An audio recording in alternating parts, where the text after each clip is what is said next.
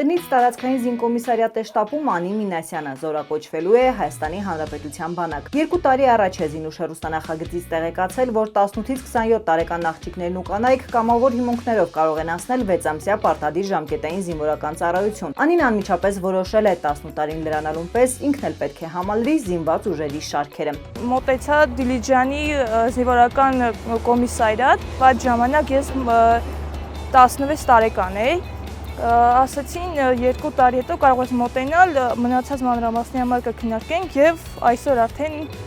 եկավ երազանք իրականացնելու օրը։ Անին մանկուց զբաղվել է սպորտով, սովորել քոլեջում, նաև աշխատել որպես խոհարար։ Դիլիջանցի աղջնակի հայրը երկար տարիներ պայմանագրային զինծառայող է եղել։ Հետևաբար ընտանիքի 4 զավակները մեծացել ու դասերակվել են զինվորական կարգապահությամբ։ Անին պատմում է, որ մայրը սկզբում դեմ է եղել իր որոշմանը, բայց երբ տեսել է ամուսնու ոգևորությունը, հաշտվել է դստեր ընտրության հետ ու բարի ծառայություն մաղթել նրան։ Ինձ մոտ էլ ցանկություն առաջացավ ես էլ մեկնեմ իմ փոքրիկ ներդրում ունենալու հայրենիք պաշտպանության մեջ։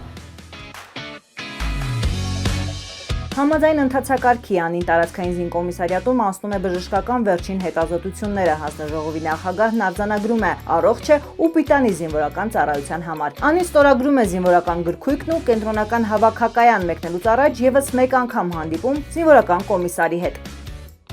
2 տարի դու ձգտեցիր, որպեսզի զինծառայող դառնաս, այսօր քո երազանքը իրականանում է, եւ ճանապարհին ես արդեն ուրախ եմ, որ համոզմունքդ չես փոխել։ Դե ինչ, հանրապետական հավաքակայան մեկնելու ժամանակն է։ Անին թախծոտ աչքերով հրաժեշտներ չի սիրում։ Դրա համար էլ ընտանիքի անդամներին, հարազատներին ու ընկերներին խնդրել է իրեն ճանապարհելու չգալ, բայց վերջին պահին ավտոբուսի պատուհանի առջև հայտնվում է հայրը։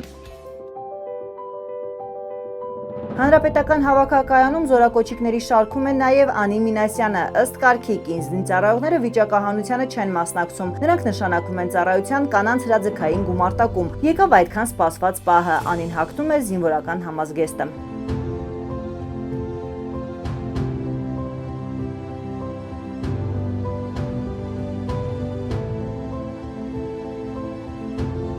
Այս համազգեստ կրելով ես ավելի ամրապնդվեցի իմ որոշման մեջ եւ պատրաստ եմ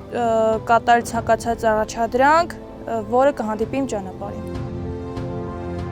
Անին արդեն զինվոր է, վստահ է փորձառու սպաների աջակցությամբ եւ ուղղորդմամբ կարճ ժամանակում հարմարվելու է կարգապահությանն ու դժվարություններ չի ունենալու։ Կանանց ծառայությունը առավել գրավիչ դարձնելու նպատակով այստեղ ծառայության եւ կեցության համար ստեղծվել են գերազանց պայմաններ։ Կանանց հրաձգային գումարտակում 6 ամիս ծառայելուց հետո զինվորները ստանում են 1 միլիոն դրամ պատվովճար։ Յուրաքանչյուրն իր ցանկությամբ հնարավորություն ունի ծառայությունը շարունակել պայմանագրային հիմունքներով։ Անին եւս դառնալու է Պաշտպան հայրենյաց ծրագրի շահառու։ Տաթևիկ Աբրահամյան, Հայկ Շիլինգարյան, Ռազմիկ Տիգրանյան, Զինուշ։